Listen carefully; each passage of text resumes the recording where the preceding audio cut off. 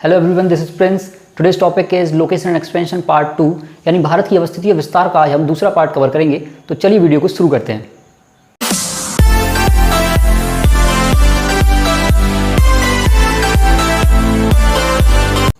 देखिए, इससे पहले की वीडियो में हमने अक्षांश रेखाएं, दिशांत रेखाओं पर एक डिटेल्ड वीडियो बनाया है, तो आप उसको भी आकर देखें। और आज के इस वीडियो में हम फैक्चुअल चीज़ें कवर करेंगे, जैसे कि भारत की सबसे उत्तरी बिंदु, भारत की सबसे दक्षिणी बिंदु, पूर्वी बिंदु, पश्चिमी बिंदु और सारे फैक्ट जो एग्जाम्स के लिए इंपॉर्टेंट हैं, उन सब पे हम आज चर्चा करेंगे। तो आइए देखते हैं। भारत की सबसे उत्तरी बिंदु की अगर हम बात करें, भारत की सबसे उत्तरी बिंदु यानी northern point of India Indira call के नाम से जाना जाता है, जो जम्मू कश्मीर में स्थित है। वहीं हम भारत की सबसे दक्षिणी बिंदु की बात करें, भारत की सबसे दक्षिणी बिंदु यानी इंदिरा पॉइंट, जो अंडमान निकोबार द्वीप पर पाया जाता है। जी हाँ, भारत की सबसे दक्षिणी बिंदु भारत की मुख्य भूमि पर ना होकर भारत के एक द्वीप अंडमान निकोबार द्वीप की सबसे दक्षिणी बिंदु में पाया जाता है, जिसे हम इंदिरा पॉइंट के नाम से जानते हैं। हम जानते हैं कि अंडमान निकोबार भारत की मुख्य भूमि से थोड़ा सा आगे है, जिस कारण से जो भारत का सबसे दक्षिणी बिंदु है इंदिरा पॉइंट, वो अंडमान निकोबार पर पाया जाता है। देखिए, भारत की सबसे पूर्वी बिंदु की बात करें, यानी ईस्टर्न पॉइंट ऑफ इंडिया किविथू, जो अरुणाचल प्रदेश के अंदर आता है। वहीं भारत की सबसे पश्चिमी बिंदु की बात करें, जिसे हम सरक्रीक के नाम से जानते हैं, जो गुजरात के अंदर आता है। तो भारत की सबसे उत्तरी, दक्षिणी, पूर्वी और पश्चिमी बिंदु को हम इन नामों से जानते हैं। एग्जाम्स के लिए काफ़ी इंपॉर्टेंट है। आइए भारत का पूरा क्षेत्रफल देखेंगे हम। तो भारत का क्षेत्रफल 32,87,263 वर्ग किलोमीटर देखा जाता है, जो टोटल भारत को कवर करता है। देखिए, अगर हम भारत की पूरब से पश्चिम और उत्तर से दक्षिण की लंबाई की बात करें, तो भारत की पूरब से पश्चिम यानी किविथू से और सरक्रीक तक, अरुणाचल प्रदेश से और गुजरात तक की लंबाई की बात करें, तो ईस्ट से वेस्ट यानी पूरब से पश्चिम की लंबाई 2933 किलोमीटर देखी जाती है।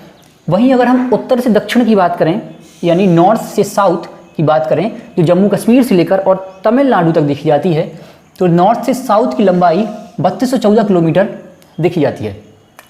पूरब से पश्चिम 2933 किलोमीटर और उत्तर से दक्षिण 3214 किलोमीटर देखी जाती है। आइए भारत की स्थलीय सीमा की बात करें, तो भारत की स्थलीय सीमा की लंबाई 15,200 किलोमीटर देखी जाती है। अब क्या होता है स्थलीय सीमा? तो देखिए, भारत की स्थलीय सीमा राजस्थान से शुरू होकर और पश्चिम बंगाल तक जाती है। राजस्थान से शुरू होकर और पश्चिम बंगाल तक जाती है।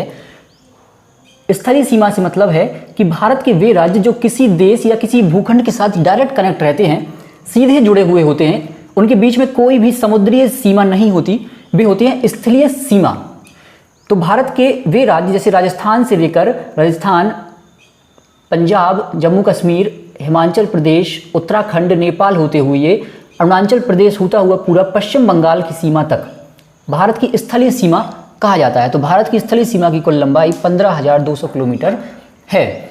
वहीं इसके जस्ट विपरीत भारत की तटीय सीमा की लंबाई 7516 किलोमीटर देखी जाती है। इसके जस्ट विपरीत तटीय सीमा क्या होता है? जो गुजरात से शुरू होकर और महाराष्ट्र, कर्नाटक, गोवा, तमिलनाडु होते हुए, उड़ीसा होते हुए और पश्चिम बंगाल तक जाती है।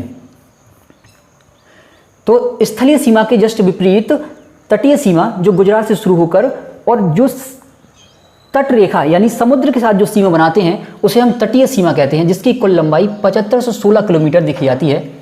अब देखिए, ये कुल लंबाई है भारत की तटीय सीमा की कुल लंबाई 7516 किलोमीटर, यानी गुजरात से शुरू होकर और पूरे कवर करके पश्चिम बंगाल तक जाती है। और साथ ही साथ जो भारत के दो द्वीप हैं, अंडमान निकोबार और लक्षद्वीप, जो समुद्र में स्थित हैं, तो उनकी जो तटीय सीमा है उसको भी जब हम कवर करते हैं, तब जाकर 7516 किलोमीटर दिखी जाती है। वहीं अगर हम भारत की मुख्य तटीय भूमि की बात करें, जो सिर्फ गुजरात से होकर और पश्चिम बंगाल तक जाती है, जिसमें हम अंडमान निकोबार और लक्षद्वीप को शामिल नहीं करते, तो मुख्य भूमि कितनी है? 6100 किलोमीटर, यानी गुजरात से लेकर और पश्चिम बंगाल तक ये पूरी लाइन से 6100 किलोमीटर देखी जाती है।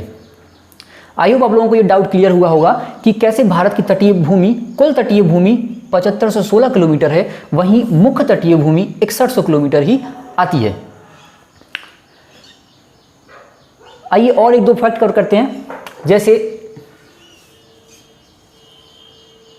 अगर क्वेश्चन बनता है कि भारत के वे राज्य जो तटीय सीमा के अंतर्गत आते हैं, तो आंसर होगा गुजरात से लेकर और पश्चिम बंगाल, यानी गुजरात, महाराष्ट्र, गोवा, कर्नाटक, केरला, तमिलनाडु, यहाँ पर आंध्र प्रदेश, उसके बाद उड़ीसा और पश्चिम बंगाल।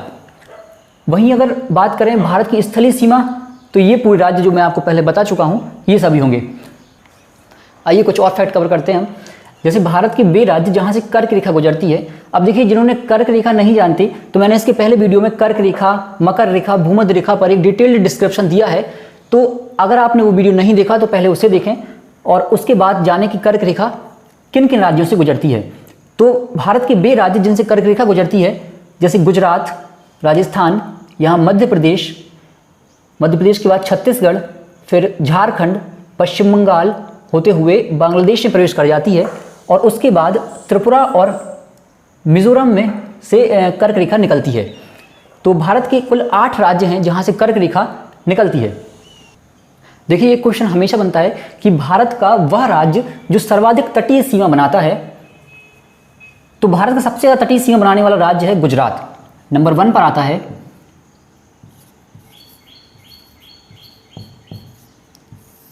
गुजरात। भारत का सर्वाधिक तटीय सीमा बनाने वाला राज्य है गुजरात, नंबर 1 पर। नंबर 2 पर आता है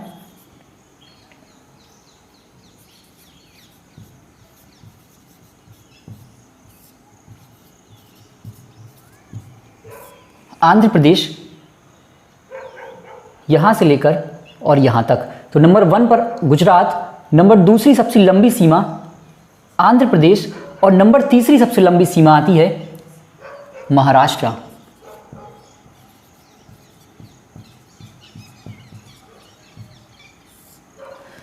तो भारत का वह राज्य जो सर्वाधिक तटीय सीमा बनाता है वो है गुजरात, नंबर 2 पर आंध्र प्रदेश और नंबर 3 पर महाराष्ट्र। इसके बाद नहीं पूछा जाता है अक्सर।